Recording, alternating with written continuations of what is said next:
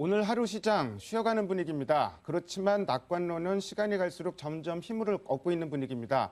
자, 현재 시장 어떻게 봐야 될지 3인의 전략에서 알아보도록 하겠습니다. 오늘 이 시간에는 머니투데이 방송의 이학영 전문위원과 대신경제연구소의 최현기 연구원 두 분과 함께합니다. 안녕하십니까? 안녕하세요. 시장 중심이 되는 키워드를 알아봅니다. 5위부터 3위까지의 키워드를 화면을 통해서 확인해 보도록 하겠습니다. 오늘의 5위 키워드는 주식형 펀드 하루 만에 순유출입니다. 국내 주식형 펀드에서 자금이 하루 만에 순유출되었습니다. 8월 8일자 기준인데 이날 코스피는 1900선을 회복하는 날입니다. 4위 키워드는 중국 7월 수출 수입 부진입니다. 중국의 지난 7월 수출이 전년 대비 1% 증가했습니다. 시장 예상치 8%를 큰 폭으로 밑도는 수치입니다. 3위 키워드는 무선 충전기주 강세입니다. 무선 충전기 관련주가 강세를 보이고 있습니다. 갤럭시 S3형 무선 충전기가 다음 달 애프터마켓으로 출시되는 데 따른 영향으로 볼 수 있습니다.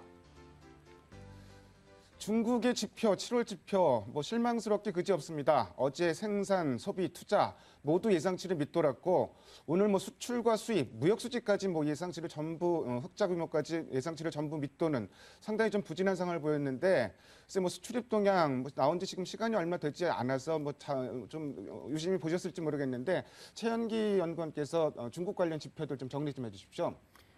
예, 우선 그 결론부터 말씀드리면은 이제 중국의 그 7월 경제 지표가 발표가 되면서 정부의 그런 추가적인 경기 부양 기대감 역시 동반적으로 좀 높아지고 있다라고 좀 말씀드릴 수가 있겠습니다. 그간의 그 중국 경제 지표의 흐름을 살펴보면은 다소 그 엇갈린 모습을 좀 보이면서 좀 시장의 변동성을 좀 높였었는데요. 이전에도 말씀드렸다시피 이제 7월의 경제 지표를 좀 확인하는 것이 상당히 중요하다라고 말씀드렸었는데 예상보다는 좀 좋지 않게 나왔습니다. 산업 생산 같은 경우는 3년 내 거의 최저 수준인 9.2% 증가에 그쳤고요. 소매 판매 역시 당초 시장 예상치는 전월보다 좀 소폭 상승하지 않겠냐라고 예상했었는데 전월이라든가 시장 예상치 모두 하회하면서 13.1% 증가에 그쳤습니다. 이렇게 보는 것은 이제 이렇게 나타난 이유는 이제 대외 불확실성이 여전히 상존하고 있는 가운데 중국의 어떤 그 소비 부양 정책에 대한 효과가 아직 좀 반영이 좀 덜 되고 있다. 그러니까 효과가 많이 나타나지 못했던 요인도 있고요. 또 하나는 이제 그 재고 조정이 계속적으로 이루어지면서 생산 활동이 둔화가 아무래도 산업 생산 증가율을 좀 늦추는데 좀 작용한 것으로 판단하고 있습니다. 아직까지 그 정부 정책의 그 소비 부양 효과가 소멸되었는지 아니면 효과가 없는지를 판단하기는 좀 이르다고 좀 판단하고 있고요. 8월 달 경제 지표까지는 적어도 확인을 해봐야 되지 않겠냐라고 보고 있습니다. 앞서도 짧게 말씀하셨다시피 이제 중국의 수출입 같은 경우도 수출 증가율이 낮아지고 또 수입도 모두 낮아지면서 어떤 흑자가 나더라도 계속적인 어떤 불황형 흑자가 지속되고 있다는 점, 이런 점도 결국에는 지금 중국이 지금 내수나 수출입 동향 모두가 지금 어려워지면서 경기 둔화가 지금 지속되고 있는 상황으로 보고 있습니다. 하지만 이제 긍정적으로 볼 만한 시그널 자체는 이제 물가 수준이 상당히 완화됐다라는 측면입니다. 소비자 물가 7월달 소비자 물가 상승률이 30개월 내 최저 수준인 1.8%를 기록하면서 1%대로 진입을 했고요. 이러한 그 소비자 물가 상승률이 적어도 한 2개월, 3개월, 한 1분기 정도는 1%대에 좀 안정화될 가능성이 높다라는 점을 감안했을 때는 어떤 정부가 정책을 펼치기에는 인플레이션이 걸림돌로 작용하지 않을 것으로 보고 있습니다. 따라서 당장에는 어떤 추가적인 지급 준비 인하 가능성이 상당히 높아졌고요. 그리고 3, 4분기 말 혹은 4, 4분기 초에는 여전히 그 기준금리 인하가 적어도 하반기 통틀어서 보면 한두 차례 이루어지지 않을까라고 좀 예상을 하고 있는 상황입니다. 중국의 7월 지표 좋게 나오는 게 진짜 시장에 긍정적이냐 나쁘게 나오는 게 시장에 긍정적이냐 이런 논란도 조금 있었던 것 같은데요.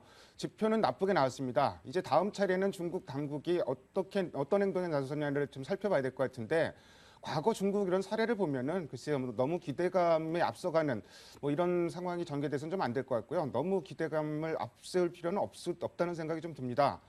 오늘 무선 충전기 관련주들 급등하고 있습니다. 갤럭시 S3 나왔을 때 뭐 뉴스가 됐던 부분이 무선 충전 방식 뭐 이런 얘기가 좀 나왔었는데 한동안 그 얘기가 좀 뜸했었습니다. 근데 이제 다음 달에 무선 충전기가 갤럭시 S3용이죠. 출시가 된다. 애프터마켓에서 출시가 된다. 삼성전자는 일단은 출시를 좀 밀어놓고 있는데 주변 기기 업체들이 먼저 내놓는 것 같습니다. 관련주들 오늘 강세 보이고 있는데 관심 좀 가져봐도 좋을지 이학영 의원께서는 어떻게 보십니까? 네, 그 한마디로 그 전형적인 테마성 움직임으로 저는 이해를 하고 있습니다. 관련주들이 급등락을 하고 있죠. 지금 말씀하신 대로 지난 3, 4월인가요? 한 차례 주가가 급등한 이후에요. 또 며칠 한동안 쉬다가 다시 또 좀 올라가고 있습니다. 애프터마켓 제품, 즉 이제 처음에 번들로 나오는 것이 아니라 외부에서 이제 소비자가 사시는 건데요. 지금 얘기 나눈 거 보면 주당 그 제품당이요 10만 원이라니까요. 일반 뭐 아이폰이건 갤럭시 3건 간에 그 충전기 뭐 돈만 원도 안 되는 거 아닙니까? 하나 살래요 그러면요. 아무리 뭐 정품을 하더라도요. 근데 무선 충전기 10만 원에 산다? 모르겠습니다. 뭐 많이들 사시면 좋겠지만은요. 그리고 나중에 싸지겠지만 그게 얼마나 많이 팔릴지는 기본적으로 지금은 아직은 의문을 갖고 있습니다. 업계 표준도 아직 나오지 않고 있다고 하는데요. 저는 이렇게 봅니다. 뭐 공시만 나오건 어떤 보도 자료만 나오면 뭐 그런 것 한다 그러면 많이 오를 텐데요. 뭐 제가 뭐 특정 주식을 얘기하는 건 아니니까 오해하지 마시고요. 아마 그렇게 요즘 많이 급등락하는 것들의 공시사항 이런 거 찾아보시면은요. 정말 예전에 보면 그렇게 주식수가 갑자기 늘어나는 것들이 있습니다. 예를 들어서 전환사채 같은 거라든가요. 심지어는 신주 인수권부 사채 이런 것들이 행사되고 이런 것들이 많이 있습니다. 아마 최근에 이렇게 올라가는 것들에서도요, 테마성 주식들도 많이 그런 것들이 보이는데요. 전형적으로 하여튼 그런 주식들은 그런 주식 선호하신 분만 하시는 게 나을 것 같고요. 특히 그런 주식들이 정말 1분기에 돈 얼마나 벌었는지, 작년에 얼마나 벌었는지 좀 보시면서 매매하시면 깜짝 놀라보신 분도 많을 것 같습니다. 유의하시기 바랍니다. 무선 충전기주, 뭐 다른 테마도 마찬가지지만 일단 뭐 검증 과정이 반드시 좀 필요할 것 같고요. 최근의 장세 흐름, 테마주 얘기가 좀 많이 쑥 들어가 있는데 그만큼 대형주에 의해서 시세가 좀 좌우되고 있고 그런 만큼 테마주 매매, 뭐 좋아하시는 분들은 매매를 하시겠지만 일단 뭐 좀 주의해서 매매하실 필요는 있을 것 같습니다. 다음으로 오늘의 2위 키워드를 화면을 통해서 확인해 보도록 하겠습니다. 오늘의 2위 키워드는 외국인 5일째 순매수입니다. 외국인들 어제 뭐 1조 5천억 원 대단하게 주식을 샀는데 오늘도 또 공격적으로 주식을 사고 있습니다. 근데 최근에 좀 특징적으로 느껴지는 게 자동차 주식을 많이 쓸어 담고 있습니다.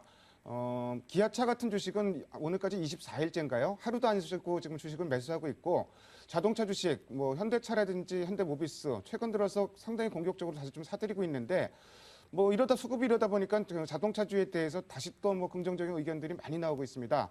최현기 연구원께서는 자동차주 어떻게 보십니까? 예, 뭐 말씀하신 대로 최근 자동차주가 이제 외국인들의 매수세에 힘입어서 최근 좀 강세를 좀 시현하고 있는데요.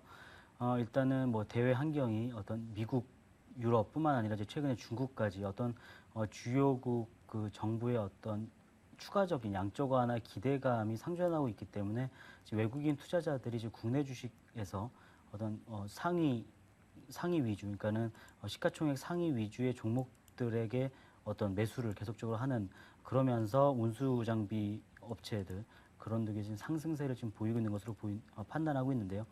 일련의 매크로 환경을 좀 감안했을 때는 추세적으로 지금 자동차 관련 주식들이 현재와 같은 상승 곡선을 그릴지는 좀 더 지켜봐야 되지 않겠냐라고 지금 보고 있습니다.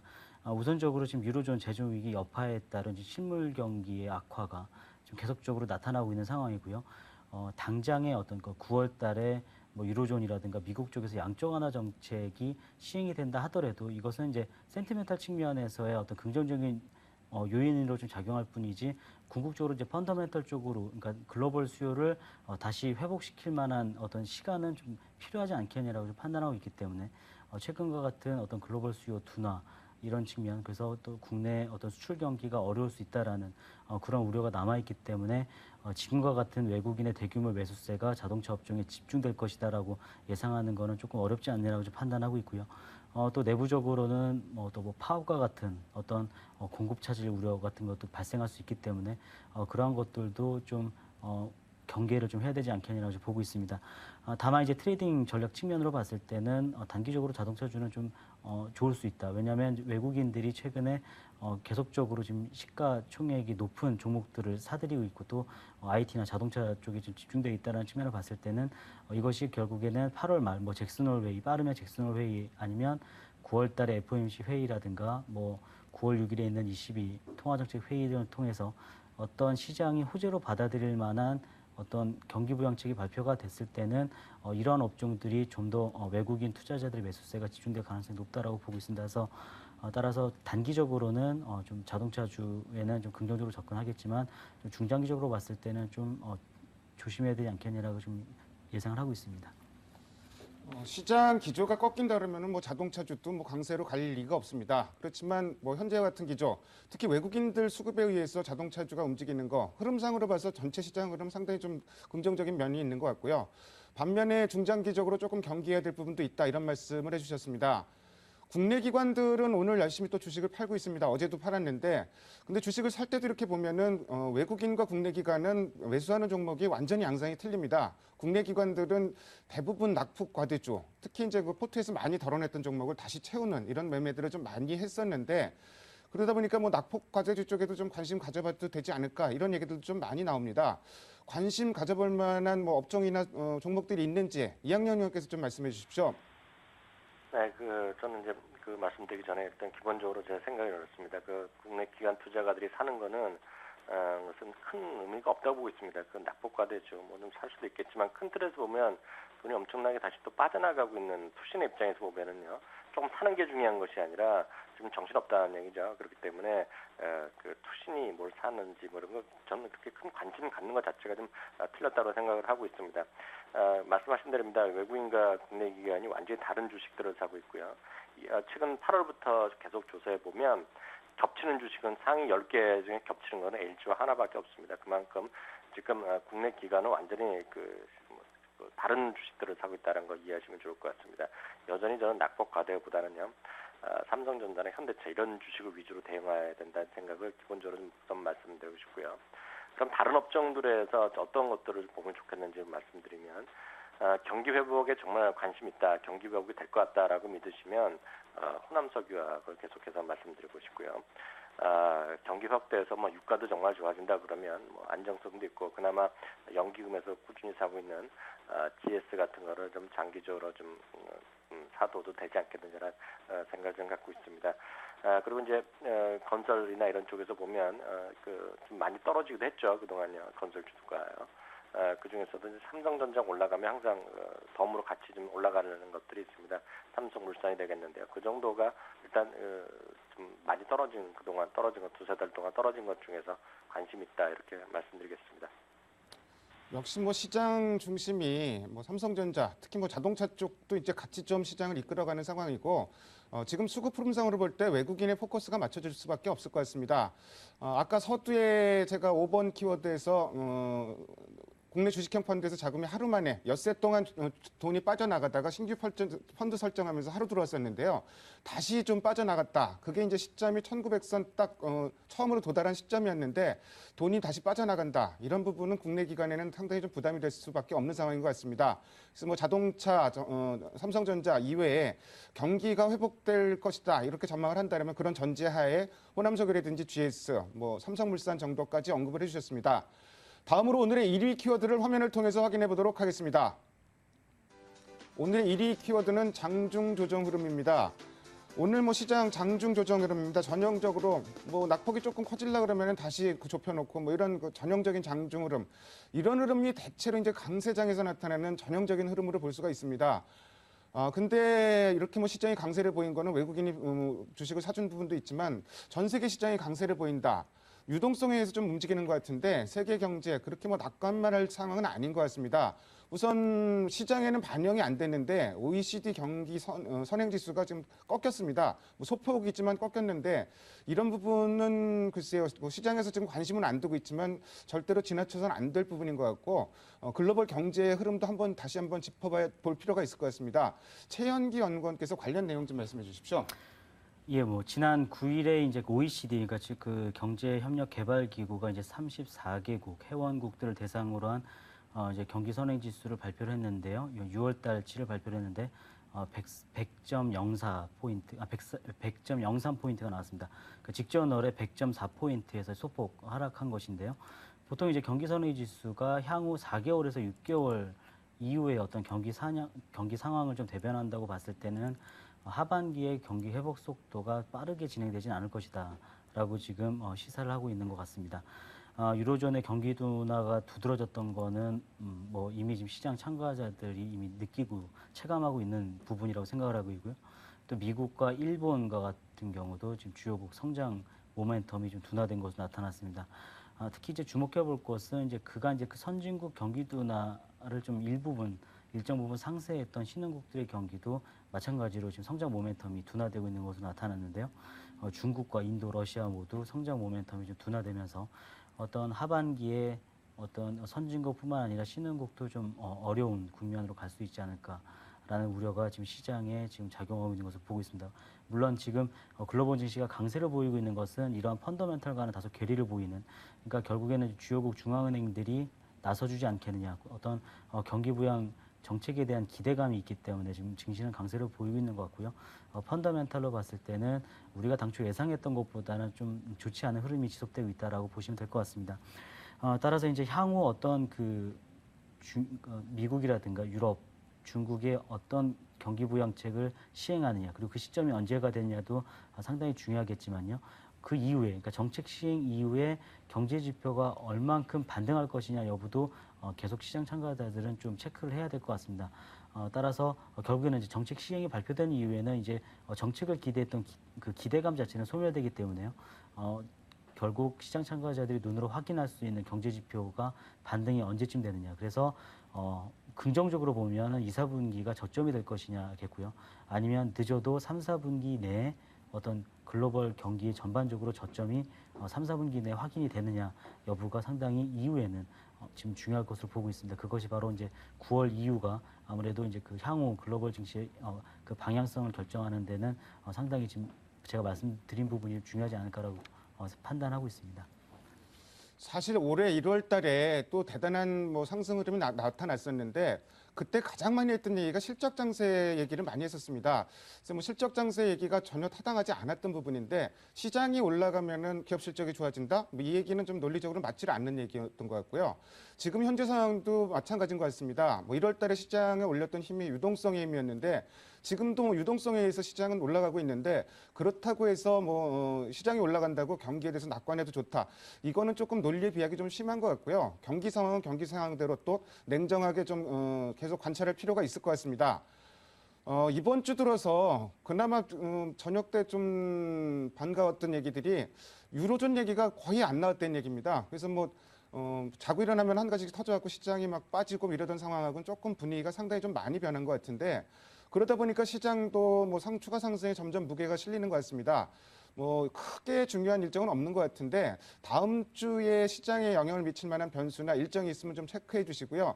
전략도 같이 이양 영역에서 좀 말씀해 주십시오. 네, 이번 주에 그 유로존이라든가요, 미국 주에서 큰 별로 악재가 없었는데요. 그거에 관련해서 오늘 또 그 미국의 그 관련 뉴스에서 그런 재밌는 거를 표현이 있었습니다. 왜 그러냐고 누가 또 질문하니까 대표라는 사람이 그냥 진담반 농담반으로 하는데 다들 휴가를 갔기 때문에 그렇습니다. 지금 유럽 사람들이나 미국의 사람들 그리고 의회도 한 4, 5주 동안 뭐 아예 뭐 열리지가 않으니까요. 그 월가에 뭐 중요한 정책 위반하는 사람들 다 마찬가지입니다. 그렇기 때문에 그런 관점에서 뭐 새로운 악재가 없었다라고 보시면 좋을 것 같고요. 다음 주도 아마 그렇게 큰 이슈는 없을 겁니다. 다음 주에 물론 이제 미국의 소매 판매라든가요, 그 건축 관련 지수가 이제 다음 주 수요일 목요일에 잇따라 있고, 뉴욕이라든가 필라델피아 그 제조업 지수 같은 것이 있지만은요. 시장에 크게 뭐 영향을 미칠 만한 건 없고요. 다음 주도 거래가 상당히 부진할 겁니다. 이번 한 주 특히 어저께 같은 경우는 S&P 같은 경우도 마찬가지고 다우도 마찬가지인데요. 거의 S&P는 뭐 연중 최저 수준의 거래량을 보였는데요. 다음 주도 거래는 한산할 가능성이 크다라는 것이 대체적인 예측입니다.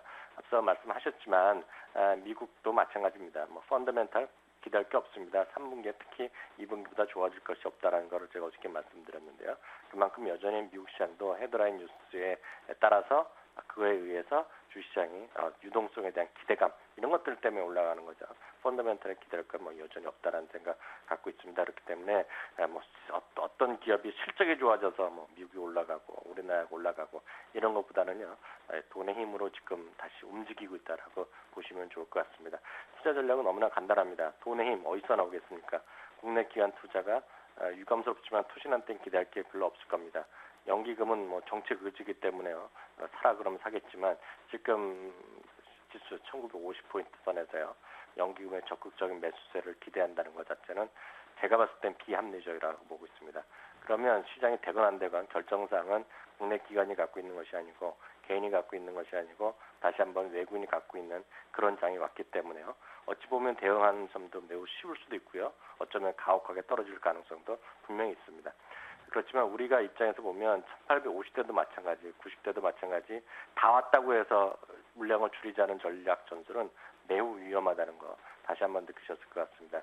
지금은요 조금 물리더라도요 삼성전자나 현대차 같은 IT와 자동차 핵심 주식 왜 자꾸 그런 말씀드리냐면 외국인이 지금 7월 27일부터 정확하게 산 것의 75%가량이 IT와 삼성전자, SK하이닉스 포함되어 있습니다만요. 자동차 그룹에 다 몰려 있습니다. 그것들을 팔고 나서 다른 주식을 가는 것은 매우 위험한 전략으로 여전히 생각을 갖고 있습니다. 최소한 외국인과 마찬가지로요. IT와 자동차의 주식 비중을 많게는 70에서 80% 갖고 가셔야 된다 생각 갖고 있고요. 여타 종목은 올라가는 건 포기해도 좋을 정도라는 생각 갖고 있습니다. 주식에 대한 비중은요. 1950 돌파하면 주식 비중 오히려 늘리시기 바랍니다. 썸머 랠리라는 말의 유래가 펀드 매니저들이 주식을 사놓고 휴가를 떠나면은 그 사놓은 주식 때문에 주가가 올라간다 이런 의미가 있는데 어쨌든 지금 유동성이 지배하는 시장에서 단기적으로나마 뭐 악재가 발생할 여지가 좀 낮아졌다는 점 이런 점 자체는 긍정적으로 접근이 가능할 것 같습니다. 지금까지 5가지 키워드를 통해서 오늘 시장의 흐름을 살펴봤습니다. 두 분 말씀 잘 들었습니다. 감사합니다. 감사합니다. 감사합니다.